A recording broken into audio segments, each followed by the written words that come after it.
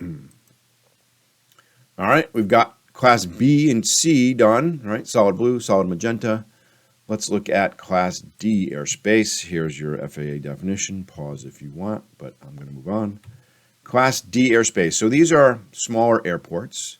They're pretty busy. They're kind of regular traffic, commercial traffic.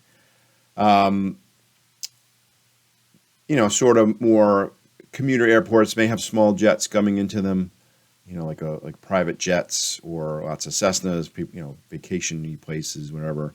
Or maybe even, out west, I think they're more common where people fly from city to city and with small planes, rich people usually. In our area in the Northeast, like Nantucket, you got lots of tourists coming in, Norwood, Barnstable on Cape Cod, right? So, Cape Air flies in there, right? Small airline. So these are represented by dotted blue lines, right? Down here is one. I'll show you a real example of that in a minute. Class D is a cylinder. There are no shelves, so it's just a core down to the ground. Always touches the surface. You cannot fly in that center core. And for the elevation, look for this bracketed symbol here.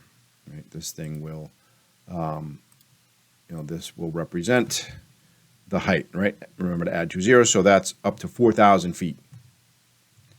All right, since we're on the ground, that's not all that relevant. It's really about the surface for us. This is what it looks like on a map, right? Dotted blue line goes up to 2,500 feet. You are not allowed to fly in here without some sort of extra permission, whether it's Lance or, so don't fly in there, right? That's most of the island of Nantucket, by the way. And here is what it looks like from the side. Just a cylinder. In our case, 2,500 feet up, could be 4,000 feet, whatever. Again, these compass roses are a little confusing as well. These are not a dotted line. This is a solid line with ticks. This is that compass rose again. I see this with some students in my university class. They kind of confuse these, right? So ignore those. They are not relevant to us.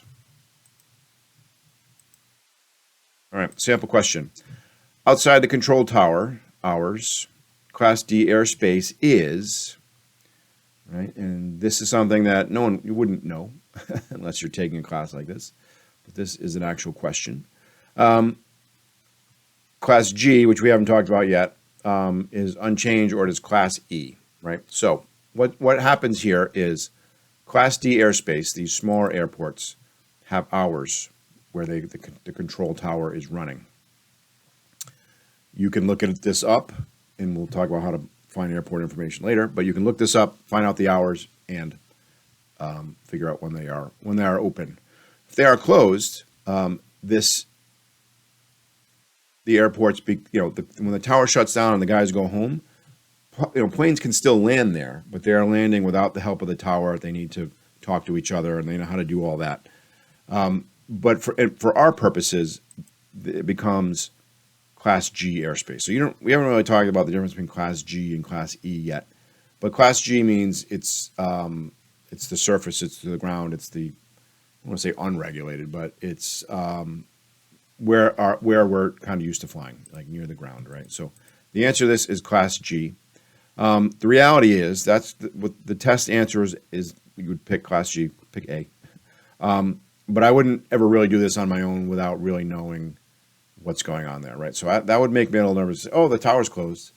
I would be double checking that, because there could be planes coming in at any time, and you really need to be pretty experienced. So don't just say, oh, look at that, it's 5:05 and they went home. I'm good, right? Like double check, right? There's ramifications there. All right, so next, 5, we're going to talk about Class E airspace.